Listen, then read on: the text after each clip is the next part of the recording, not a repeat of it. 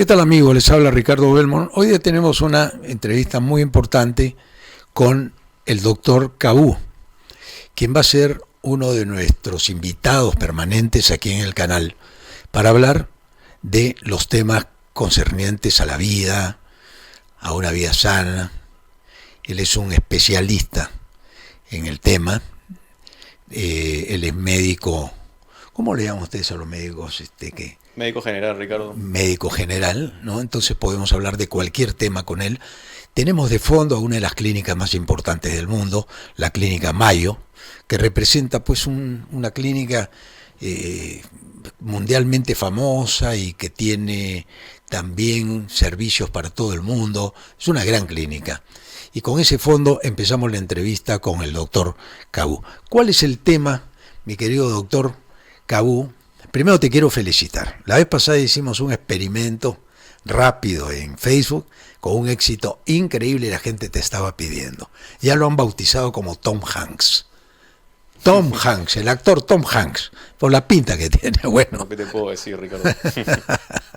Un éxito total. ¿Cuál es el tema de hoy, mi querido doctor? Bueno, Ricardo, primero gracias por la presentación. El tema que vamos a tocar hoy día es la enfermedad celíaca, o también conocida como intolerancia al gluten o sprus celíaco. Ok, Ricardo, seguramente te preguntarás en qué consiste esta patología. Efectivamente te iba a hacer esa pregunta. ¿En qué consiste?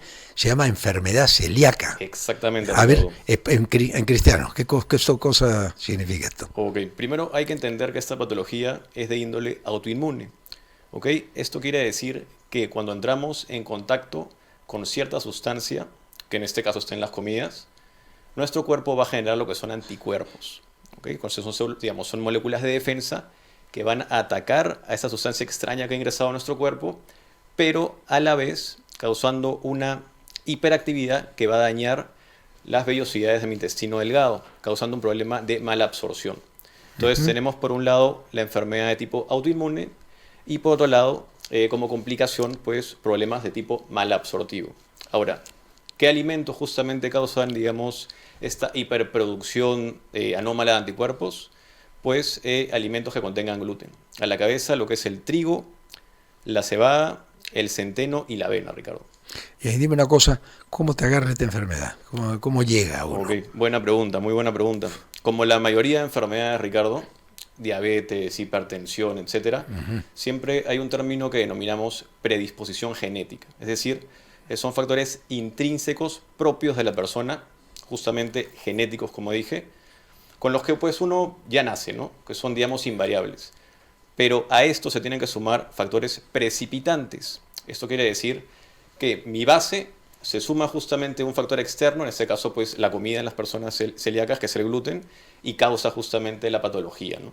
¿Cuáles son los productos? Vamos a repetir los productos para ponerlo en la gráfica que pudieran hacernos daño y que finalmente termináramos con esa enfermedad. Ok, Ricardo, te vuelvo a repetir, el centeno, la cebada, el trigo y la avena, aunque este último es un poquito más cuestionable. Pero es raro, ¿no? Porque de chicos nos obligaban prácticamente a comer el famoso Quaker que le llamaban. Exactamente, y yo todavía lo sigo comiendo, Ricardo. Es que acuérdate que esta enfermedad no se da en todos. La prevalencia, es decir, digamos, qué tan frecuente es la enfermedad, es 1% en la población mundial, es decir, 1 de cada 100 personas van a presentar enfermedad celíaca. Entonces, tú o yo tranquilamente podemos comer avena sin ningún problema. Incluso la avena es una muy buena fuente de fibra soluble, que ya se ha demostrado que reduce, digamos, el riesgo de enfermedad cardiovascular y metabólica como la diabetes. Bueno, pero entonces ahí entramos como una especie de contradicción, porque, digamos, el 1% es mucho en términos médicos, estadísticamente, cuando hay una enfermedad celíaca, me decía, ¿no? Exacto. Celíaca. ¿Al 1% es mucho o es una cosa que le da a muy poca gente? Bueno, Ricardo, también tenemos que entender que ninguna patología tiene una prevalencia pues, de 50-60%. Hay patologías pues, como la hipertensión que tiene una prevalencia un poco más alta, es verdad, entre el 30%, por ejemplo, 30-35% en la población mundial. Pero el factor importante que le veo a la enfermedad celíaca es que muchas veces es infradiagnosticada. Porque no se piensa. Pero claro, como es 1 de cada 100, pues muchas veces puede pasar desapercibida. Y como voy a explicar posteriormente, los síntomas que producen son muy inespecíficos. Es decir, la persona puede pasar mucho tiempo con estas molestias, estos malestares gastrointestinales, y pasar infradiagnosticado, ¿no? Ya, porque uno a veces dice, esta comida me cae mal, pero conversas con otro y dice, a mí no me cae mal esa comida, ¿no? Exactamente. ¿Ya? O sea que voy a contar mi caso acá, voy a aprovechar que está el doctor y tengo que aprovechar. Yo tuve una operación muy seria por un problema de una herida de bala que tuve, y ahí me sacaron parte del yeyuno. Ok. ¿Ok? Y no tengo píloro, o sea, soy un desastre. Ok. Es un carro que no tiene batería, que no tiene, ¿no? Parecido. ¿Ya? Entonces yo estoy muy predispuesto y seguramente mucha gente que ha tenido una operación o una cirugía en el estómago le cambia el metabolismo. Eso ocurre también. No, definitivamente lo que tú tienes es un cuadro de síndrome de intestino corto, ¿no? El síndrome, digamos, el intestino delgado, mejor dicho, es una parte de nuestro sistema gastrointestinal que se encarga de absorber muchos nutrientes y bastantes minerales. Eso quiere decir que si una persona, pues por ejemplo, le resecan lo que es el ilion terminal, donde se absorbe la vitamina B12, va a tender a tener una carencia de vitamínico justamente en esta B12, ¿no? Si le resecan justamente el duodeno o el ayuno, pues donde se absorben calcio, hierro, pues va a tener un déficit también en esos nutrientes. Quiero hacer acá, yo te estoy llevando la entrevista, doctor Cabú, desde el ángulo del hombre que está en la calle deambulando en este momento y se pregunta, yo quiero ser flaco y me pongo la banda gástrica. Okay. Yo he visto un animador de televisión que era gordísimo y ahora está flaco, esquelético, a varios, ¿no? ¿Qué pasa ahí con la banda gástrica? Porque acá estamos tocando ya el tema de todos los gordos que quieren ser flacos. Claro, exactamente. Justamente el tema de la banda gástrica, o la cirugía bariátrica también conocida, es una cirugía en la que se hace, digamos, es una cirugía malabsortiva y restrictiva. Es decir, achican parte de mi estómago, pero también a la vez hacen justamente unas anastomosis, es decir, digamos, unas conexiones, digamos, unos cortocircuitos a nivel de mi intestino que causan algunos problemas justamente digestivos, ¿no? Por ejemplo, lo que tú me estabas mencionando, que es que luego de comer, digamos, comidas muy altas en hidratos de carbono, muy altas en justamente carbohidratos, comidas muy copiosas, por ejemplo, mucho arroz, mucho pan, pues lo que tienes justamente son síntomas vasomotores, que es, por ejemplo, esa sensación, digamos, de desvanecimiento o un flashing, ¿no? Que se denomina dumping, ¿no? Porque es el paso, digamos, muy acelerado del bolo alimenticio justamente a lo que es el intestino, ¿no? Porque yo te cuento una cosa, Cabú, y esto es importante que yo lo diga porque yo sufrí mucho. A mí cuando me operaron y me sacaron el píloro y me quitaron el yeyuno, a partir de ese día yo volví a nacer. Te lo digo con toda franqueza. Yo era un hombre que podía pesar hoy día 85 o 90 kilos. Hoy podría pesar 95 kilos. Porque mi tendencia era ser un tipo grueso y todo. Cuando sufrí esta operación, se acabó. No paso de 75 kilos. Coma lo que coma. Y no puedo comer grandes cantidades. A la gente que tiene esta enfermedad, le pasa algo como lo que a mí me pasó.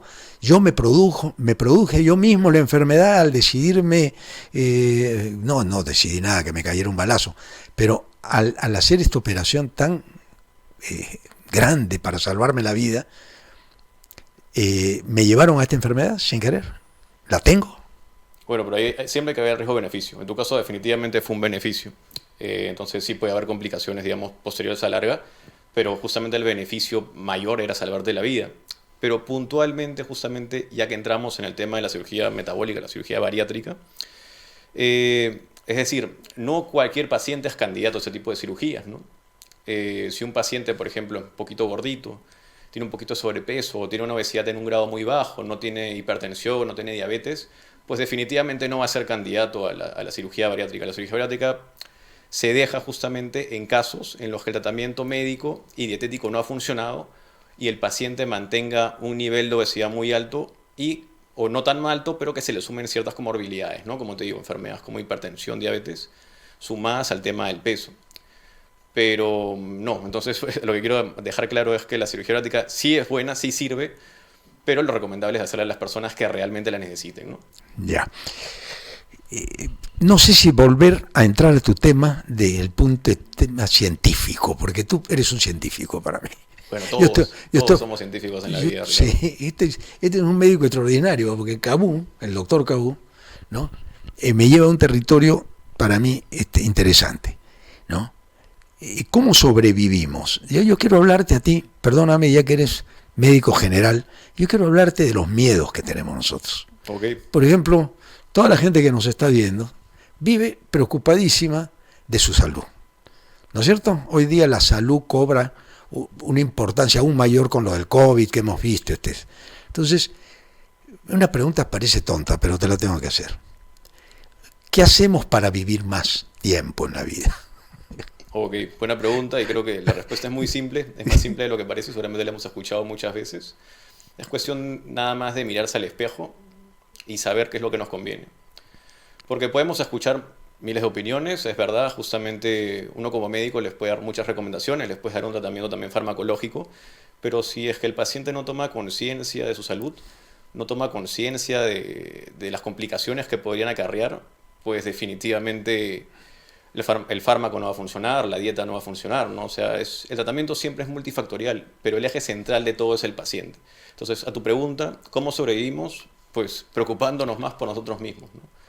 La gente come para vivir, pero uno se come para matarse. Sí. Bueno, volviendo a tu tema, porque tú me has dejado me has dejado tú en el aire con lo de la enfermedad celíaca. En este momento que miles de personas nos están viendo, dirán, esa enfermedad yo nunca la he escuchado. Porque a mí yo sinceramente no sabía ni que existía. Pero yo soy un enfermo ya de esa enfermedad. No. Tú no eres enfermo de enfermedad celíaca. Acuérdate que, como dije el término, autoinmune. Y ya, digamos, con un factor intrínseco. Es decir, la persona que es celíaca ya tiene una predisposición genética. Tú tienes un problema justamente de absorción de ciertos nutrientes, pero porque te han resecado, digamos, quirúrgicamente una porción de intestino. En este caso, las personas tienen el intestino completo. El tema es que, como te dije, crean justamente anticuerpos al estar expuestos con alimentos que tengan gluten, que son los 4 que dije, centeno, cebada, trigo y avena. Y al crear estos anticuerpos también van a atacar a las vellosidades intestinales del intestino delgado, que se encargan de lo que es la absorción de nutrientes. Es por eso que la clínica de estos pacientes va a ser, primero, hay síntomas digestivos variados, es decir, dolor abdominal, gases, diarreas, digamos, esteatorreicas, es decir, un poco grasientas, que flotan justamente en el agua. También pueden presentar, digamos, abombamiento, digamos, sensación de hinchazón. Y al ser una patología de tipo malabsortivo, también pueden presentarse osteopenia, u osteoporosis por déficit de calcio, o sea, debilitamiento de los huesos, o también anemia ferropénica, porque también el hierro se absorbe en esos lugares del intestino. Es decir, el paciente puede tener palpitaciones, puede tener lo que es acortamiento de la respiración, cansancio, algunos síntomas más curiosos, por ejemplo, el pica, esa compulsión, digamos, a ingerir sustancias no comestibles como hielo o tierra que tienen algunos pacientes con anemia ferropénica, ¿no? Entonces, la clínica, digamos, de la enfermedad celíaca hay que sospecharla, no hay que sospechar al paciente, hay que indagar muy bien en la dieta del paciente para ver si es que es esa enfermedad. Bien, yo quiero tocar otros temas, si me permite, ¿no? Porque aquí hay un público que en este momento está preguntando, dice, mira, yo tengo hipertensión, mi papá se murió de infarto joven, ¿no? Esa es una pregunta que el otro día me la hizo uno a raíz de tu entrevista. Okay. Me dijo una persona, pregúntale al doctor, ¿por qué hay gente que a los 50 años, ¿no?, de pronto le viene un infarto cardíaco teniendo vida sana, haciendo deporte, ¿no? Y últimamente están ocurriendo estos fenómenos. ¿Será por lo que comemos? ¿Será por el estrés? ¿Será por el modo de vida? ¿Cuál es el factor? Si yo fuera a tu consultorio y te contara esta historia que le pasó a un amigo mío, porque en efecto conocí a un amigo mío que falleció a los 50 años de un paro cardíaco, ¿por qué? ¿Qué pasa ahí? La máquina vino fallada de fábrica. La máquina, ¿cómo se llama? Puede venir, como te digo, con cierta predisposición. Por ejemplo, sería bueno preguntarle a tu amigo si es que su padre falleció a edad temprana también, digamos, de alguna patología cardiovascular, porque si uno tiene un padre que falleció antes de los 50 años por infarto, pues obviamente ya es más candidato a tener un infarto si es que no acompaña su vida, si es que no acompaña, digamos, su calidad de vida con buena alimentación, buen ejercicio, ¿no? Pero siempre digo y siempre apunto que no es no es un punto específico, no es un factor de riesgo específico. Por ejemplo, una persona, como les decía, que su papá murió antes de los 50 años por infarto, ya, ahí tiene un factor. Pero ese factor, digamos, solo no va a ser suficiente, sino Correcto. que se añaden otros, ¿no? Dieta alta en sal, por ejemplo, dieta alta en grasas saturadas, sedentarismo, aumento del consumo de alcohol. Entonces, las etiologías siempre o por lo general son multifactoriales, una suma de factores que causan la complicación, ¿no? ¿Por qué escogiste el tema de la enfermedad celíaca? Por qué fue el tema este donde empezó esta entrevista? Quiero saberlo por qué. Porque, como tú decías, no tenías mucho conocimiento de la enfermedad. O Exacto. sea, cuando yo te mencioné el tema, pues Ricardo, por ejemplo, no conocía lo que era la enfermedad celíaca, no conocía lo que era la intolerancia al gluten. Y eso le pasa a mucha gente.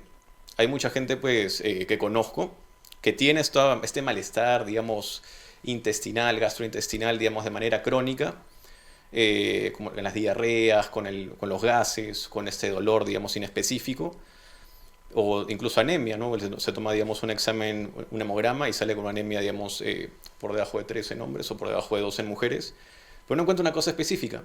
Podría ser cualquier otra patología, pero también podría ser la enfermedad celíaca. Entonces hay que tener presente eso. El cuerpo, digamos, del paciente celíaco reacciona ante estos 4 elementos, ¿no? Que son el centeno, la cebada, el gluten y el trigo. La leche no forma parte de estos. Es decir, un celíaco sí puede consumir leche y no va a haber ningún problema. El celíaco puede consumir arroz y no va a haber ningún problema.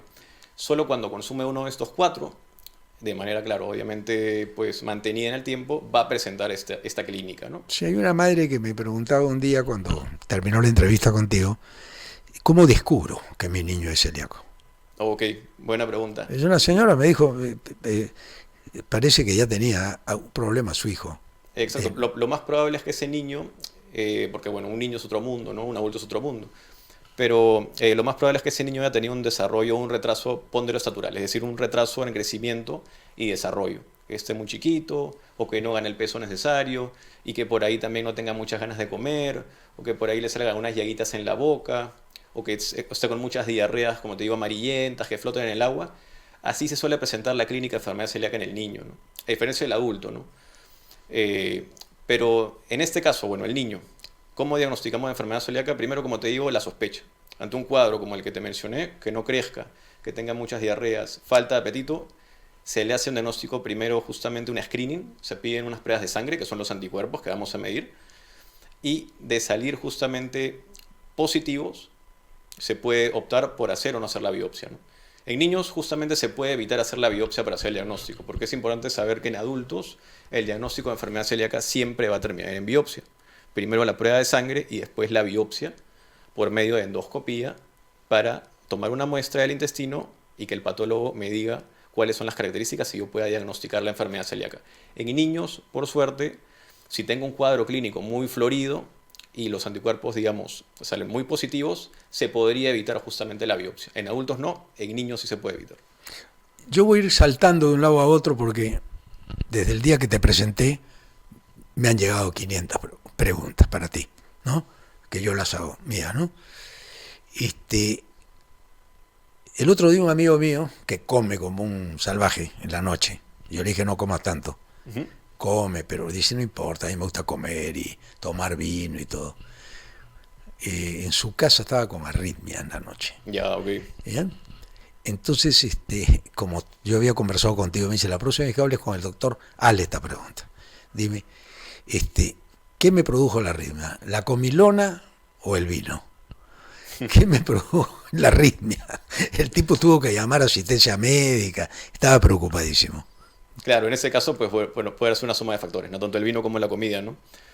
Pero ya tendría que haber tenido, digamos, un sustrato anatómico para que se produzca la arritmia, ¿no?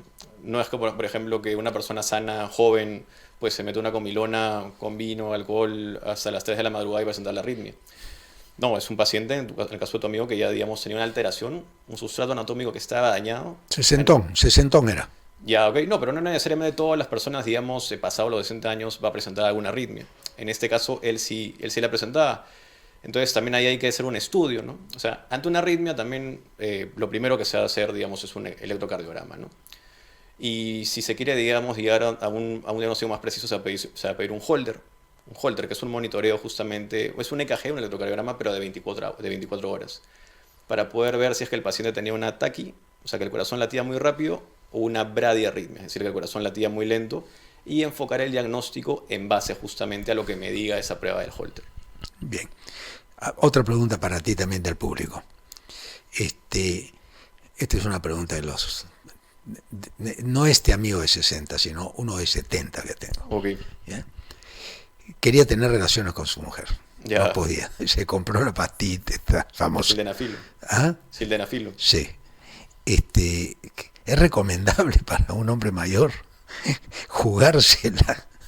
Sí, pues es que realmente si tienes un problema de disfunción eréctil, pues la que la puedes tomar, pero siempre bajo prescripción médica. En verdad, cualquier medicamento que yo mencione, pues en verdad, escuchen en cualquier lado, no pueden tomarlo, digamos, porque sí, siempre tiene, digamos, que ser autorizado por un médico.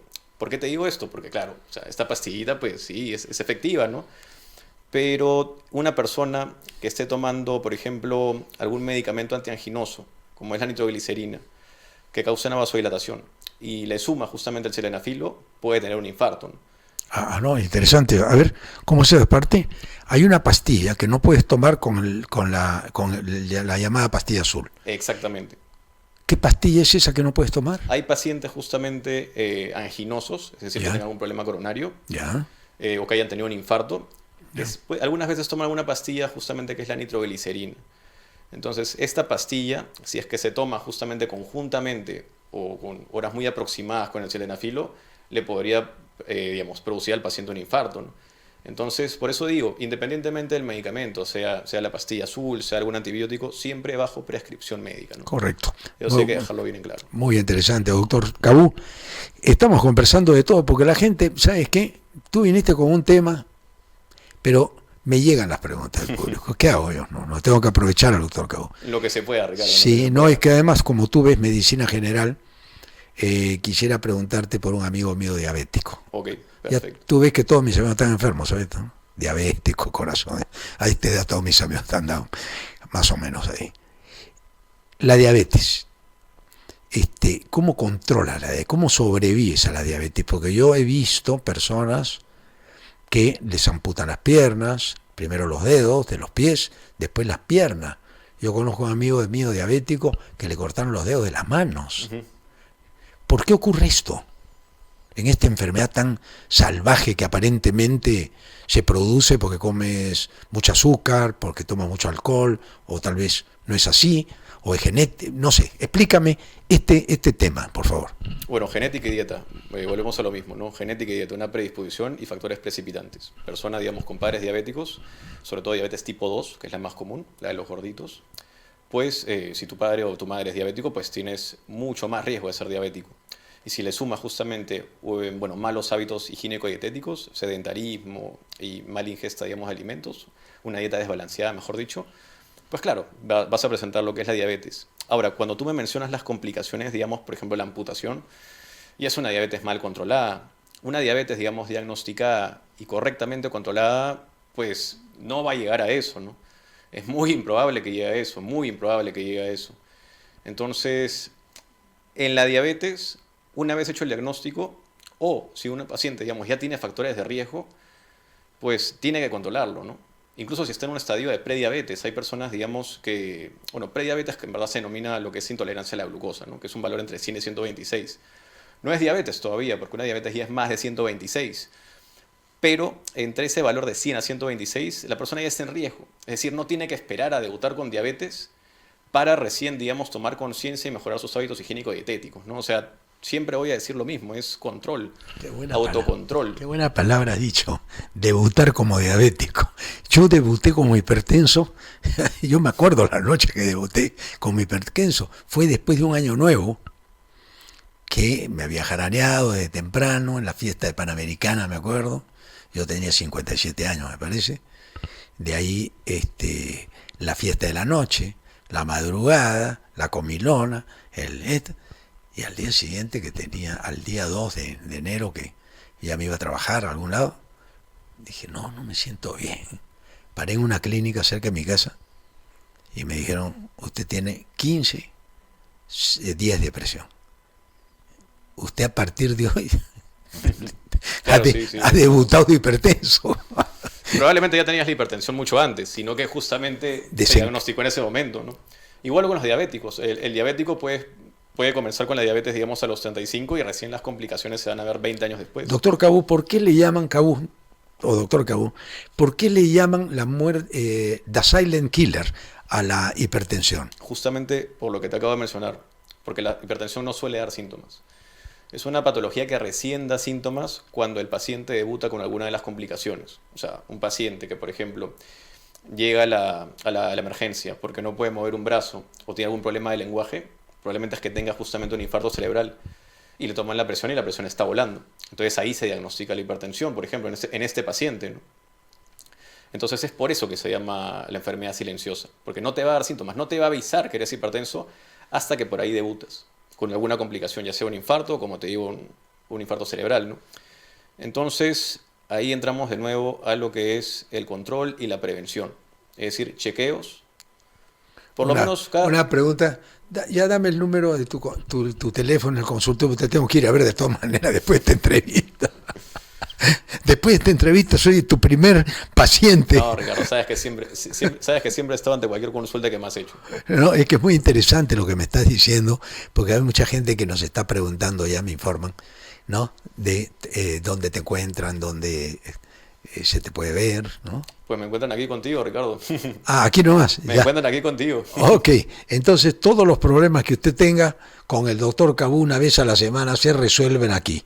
El doctor Cabú, ya sacaron tu eslogan. Ya sacaron tu eslogan. Con bueno. el doctor Cabú, vida y salud. Con el doctor Cabú. Ya la gente, oye, es increíble cómo ha respondido la gente a esto. No, sí, en verdad, como te dije, digamos, el otro día, creo que es importante tener un espacio en el que bueno, por lo menos yo, ¿no? Porque siempre me enfoco en el yo. Por eso es que le digo a las personas que independientemente, digamos, de que tengas alguna patología o no tengas patología, piensa en ti primero y una vez que estés en paz contigo mismo, vas a poder estar en paz con el resto, ¿no? Entonces, una de las cosas justamente que me llamaba mucho la atención a mí era poder, digamos, emitir un mensaje. Y tener este pequeño espacio para poder emitir ese mensaje, pues me genera bastante disfrute, bastante goce. Así que, bueno, gracias, ¿no? Y gracias también a la gente, ¿no? Mira, la gente te pidió, Cabú. La gente te pidió a raíz de la entrevista que te hice en Facebook. Ahora va a salir esta entrevista, está saliendo a través de Facebook y de YouTube. Porque a partir de hoy ya la gente te va a comenzar a pedir. Porque lo sentí. Porque como hablaste de medicina general, han venido todas las preguntas, todas las enfermedades que tiene el ser humano. Ahora, ¿por qué? A ver, esta es una pregunta que también me la hace la gente. Hace unos años, 50 tal vez, la expectativa de vida era 70 años. Uh-huh. Ahora la expectativa de vida ha subido a 85, por decirte, ¿no? ¿Qué cambió en un mundo más estresante que el que era hace 15 años? Los fármacos, Ricardo. Los fármacos. Los fármacos y más conciencia de la enfermedad. Antes una persona se podía morir de una enfermedad X, pero no se conocía la enfermedad. Ahora hay más conocimiento justamente de las enfermedades y cada vez, digamos, hay tratamientos más innovadores. Ese básicamente sería el resumen. Y también es cierto que las personas justamente en este mundo fit, por así decirlo, ya se preocupa un poco más se preocupa o tiene un autocuidado un poquito más riguroso, ¿no? Para verse mejor. Entonces, esos tres factores yo creo que han influido bastante. Bien. Yo quisiera seguir conversando contigo de todo lo que, pero lo dejamos para el próximo programa. Vale, Ricardo, vale. Te felicito. Ha sido el doctor Cabú, ¿no? A mí ya me visitaron. Antes visitaba a alguien, se sentía mal y te decían tiene arteriosclerosis. Déjenlo al viejo ahí tranquilo. Ahora llegaron los alemanes, los ingleses, Parkinson y Alzheimer, y te visitan y dicen quiénes eran estos que estaban escondidos detrás de la puerta de mi casa, ¿no? ¿Por qué hoy día han surgido enfermedades que antes no tenían nombre? Parece una estupidez lo que te estoy preguntando, pero mi abuelo, digamos, murió de infarto, uno de ellos, y el otro murió por un ataque al cerebro, ¿no? Pero antes, mi abuelita ya había perdido, la razón. Estaba, y decían, vejez, arteriosclerosis, era lo único que se escuchaba. No se escuchaba de Parkinson, ni Alzheimer, ni nada, ¿no? ¿Qué pasó en la ciencia ahí? ¿Descubrieron? No, igual. ¿Vinieron enfermedades nuevas? Claro, y también, digamos, médicos que quisieron ponerle su nombre, ¿no? Pero no, igual, repito lo mismo, los avances, los estudios, los ensayos clínicos, pues la evidencia científica, todo parte de eso, ¿no? De un constante aprendizaje, o sea, un médico no lo sabe todo. O sea, por ejemplo, cada rato suelen surgir, digamos, síntomas nuevos, patologías nuevas, que no encajan justamente en los cuadros clínicos ya conocidos y se tiene que justamente calificarlos como una nueva patología, ¿no? Pero es justamente eso, las investigaciones, los ensayos clínicos, el estudio constante. Como te digo, no para, la medicina no para. Esa sería la razón principal. Y Ricardo, creo que hemos hablado de muchos temas, es cierto, pero solo para cerrar la enfermedad celíaca, hacer un pequeño review, un pequeño summary, un pequeño resumen. Solo recordar, enfermedad autoinmune, problema malabsortivo, en el cual puedo tener síntomas abdominales inespecíficos, puedo tener déficit de calcio, osteopenia, osteoporosis, puedo tener anemia ferropénica, se diagnostica con pruebas de sangre y con biopsias, y el tratamiento de la enfermedad celíaca simplemente es dejar de consumir en verdad, dejar de consumir los 4 alimentos, ¿no? Ya sea cebada, centeno, trigo y avena. Y solo con dejar de consumir los alimentos, pues el paciente en 2 semanas ya tiene una mejoría en la mayor cantidad de casos. Buenísimo, buenísimo, Cabú. Fue el doctor Cabú con nosotros, estará con nosotros en cualquier momento aquí en la programación de RBC al mundo entero. Muchas gracias, doctor. Gracias a ti, Ricardo, y gracias a ustedes.